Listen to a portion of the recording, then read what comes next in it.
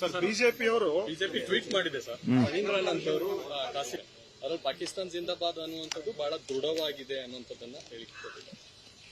ಯಾರು ಕೊಟ್ಟಿದ್ದಾರೆ ಅಂತ? ಫಣೀಂದ್ರನಾಥ್ ಸರ್, ಯಾರವರು? ಅವ್ರ ಖಾಸಗಿ ಸಂಸ್ಥೆ ಒಂದು ಖಾಸಗಿ ಸಂಸ್ಥೆದ್ದು ನಾವು ಗಣನೆಗೆ ತಗೊಳ್ಳೋದಿಲ್ಲ. ನಾವು ನಮ್ಮದೇ FSL ಏನಿದೆ ಸರ್ಕಾರದ್ದು ಗೃಹ ಇಲಾಖೆಯ ಅಡಿಯಲ್ಲಿರ್ತಕ್ಕಂಥ ಫೊರೆನ್ಸಿಕ್ ಸೈನ್ಸ್ ಲ್ಯಾಬೊರೇಟರಿ, ಅಲ್ಲಿಂದ ವರದಿ ಬರಬೇಕು. ಅದನ್ನೇ ನಾವು ಹೇಳ್ತಾ ಇರೋದು. ಸಂಪೂರ್ಣ ವರದಿ ಬಂದ ತಕ್ಷಣ ಕ್ರಮ ತಗೊಳ್ತೀವಿ. ಯಾವ ರೀತಿ ವರದಿ ಬರುತ್ತೋ ಅದ್ರ ಮೇಲೆ ಕ್ರಮ ತಗೊಳ್ತೀವಿ ಅಂತೇಳಿ ನಿನ್ನೆನೂ ಕೂಡ ಕ್ಲಾರಿಫೈ ಮಾಡಿದ್ದೇನೆ. ಇನ್ನೂ ಮುಂದುವರೆದು ಒಂದು ವೇಳೆ ಪಾಸಿಟಿವ್ ಆಗಿ ಬಂದಿದೆ, ಕೂಗಿರೋದು ನಿಜ ಅನ್ನೋದೇ ಆದ್ರೆ ಇಮ್ಮಿಡಿಯೇಟ್ ಆಗಿ ಅವ್ರ ಮೇಲೆ ಆಕ್ಟ್ ಮಾಡ್ತೀವಿ. ಇದರಲ್ಲಿ ಮುಚ್ಚಿಡೋ ಅಂಥದ್ದು ಏನಿಲ್ಲ. ಅವರು ಪದೇ ಪದೇ ಸರ್ಕಾರ ಮುಚ್ಚಿಡ್ತಾ ಇದೆ ಅಂತ ಹೇಳ್ತಾ ಇದ್ದಾರೆ. ಮುಚ್ಚಿಡುವಂತ ಪ್ರಶ್ನೆ ಏನು ಬರೋದಿಲ್ಲ.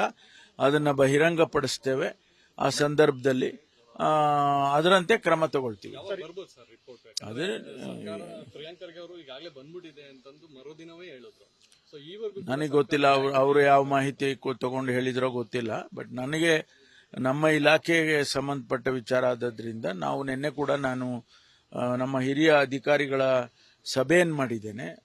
ನಮ್ಮ ಏನು ಮೊನ್ನೆ ಆಗಿದ್ದು ಬಾಂಬ್ ಬ್ಲಾಸ್ಟ್ ಬಗ್ಗೆ, ಈ ವಿಷಯದ ಬಗ್ಗೆ ಚರ್ಚೆ ಮಾಡಿದ್ದೇವೆ. ಅದರ ಅಪ್ಡೇಟ್ ತಗೊಂಡಿದ್ದೇನೆ ನಾನು.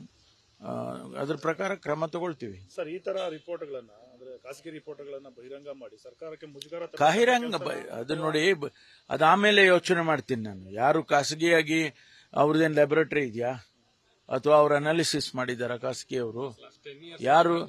ಯಾರು ಗೊತ್ತಿಲ್ವಲ್ಲ ನಮ್ಗೆ. ಅಂತವ್ರು ಯಾರಾದ್ರೂ ಇದ್ರೆ ಅದನ್ನ ನೋಡ್ತೀನಿ ನಾನು.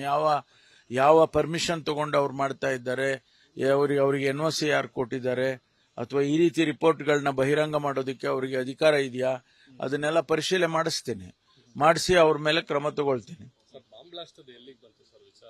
ಈಗಾಗಲೇ ನಿನ್ನೆ ಎಲ್ಲ ಪದೇ ನಾವು ಅದರ ಬಗ್ಗೆ ಹೇಳೋದು ಅಷ್ಟು ಚೆನ್ನಾಗಿ ಕಾಣೋದಿಲ್ಲ. ನಿನ್ನೆನೆ ಬ್ರೀಫ್ ಮಾಡಿದ್ದೀನಿ ಆಫ್ಟರ್ ದಿ ಮೀಟಿಂಗ್ ಆದ್ಮೇಲೆ ಸಂಪೂರ್ಣವಾಗಿ ಎಲ್ಲ ವಿಷಯಗಳನ್ನ ನಮಗೆ ಏನು ಸಾರ್ವಜನಿಕ ಇದಕ್ಕೆ ಹೇಳ್ಬೋದು ಅಷ್ಟನ್ನೇ ಹೇಳಿದ್ದೇನೆ. ಕೆಲವು ವಿಷಯ ಹೇಳಕ್ಕಾಗೋದಿಲ್ಲ, ಯಾಕಂದ್ರೆ ಇನ್ವೆಸ್ಟಿಗೇಷನ್ ನಡೀತಾ ಇರುವಾಗ ಅದನ್ನೆಲ್ಲ ನಾವು ಹಂಚ್ಕೊಳ್ಳಕ್ ಆಗೋದಿಲ್ಲ. NIA ಅವತ್ತಿಂದಾನೇ ಇದ್ದಾರೆ. ಅಲ್ಲಲ್ಲ, ಅವರು ಮಾಡ್ತಾರೆ. ಅವರು NSG ನವ್ರು ಬಂದಿದ್ದಾರೆ, NIA ನವ್ರು ಬಂದಿದ್ದಾರೆ. ಅವರು ಕೂಡ ಇದನ್ನ ತನಿಖೆ ಮಾಡ್ತಿದ್ದಾರೆ. ಯಾರಾದ್ರೂ ಅವ್ರು ಯಾರೇ ಮಾಡ್ಲಿ, ಒಟ್ಟಾರೆ ಮೂಲ ಉದ್ದೇಶ ಏನು ಅದನ್ನು ಕಂಡುಹಿಡಿಬೇಕು. ಯಾರು ಆ ವ್ಯಕ್ತಿ, ಯಾರು ಅವ್ರ ಹಿಂದೆ ಯಾರಿದ್ದಾರೆ, ಸಂಘಟನೆಗಳಿದ್ದಾವ ಅಥವಾ ವೈಯಕ್ತಿಕವಾಗಿ ಅವ್ರು ಮಾಡಿದಾರ, ಇದನ್ನೆಲ್ಲ ಅವರು ಮಾಡ್ತಾರೆ, ನಾವು ಮಾಡ್ತೀವಿ.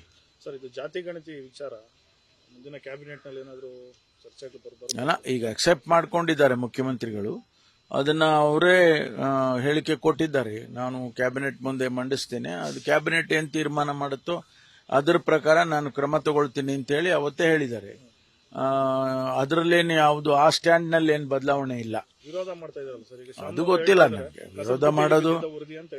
ವಿರೋಧ ಮಾಡೋದು ಪರ ಮಾಡೋದು ಪ್ರಜಾಪ್ರಭುತ್ವದ ವ್ಯವಸ್ಥೆನಲ್ಲಿ ಇರೋದೇ ಇದು. ಅದಕ್ಕೆ ಪ್ರಜಾಪ್ರಭುತ್ವ ಅಂತ ಹೇಳೋದು. ಜನಗಳಿಗೆ ಅವಕಾಶ ಕೊಡ್ತಕ್ಕಂಥದ್ದು.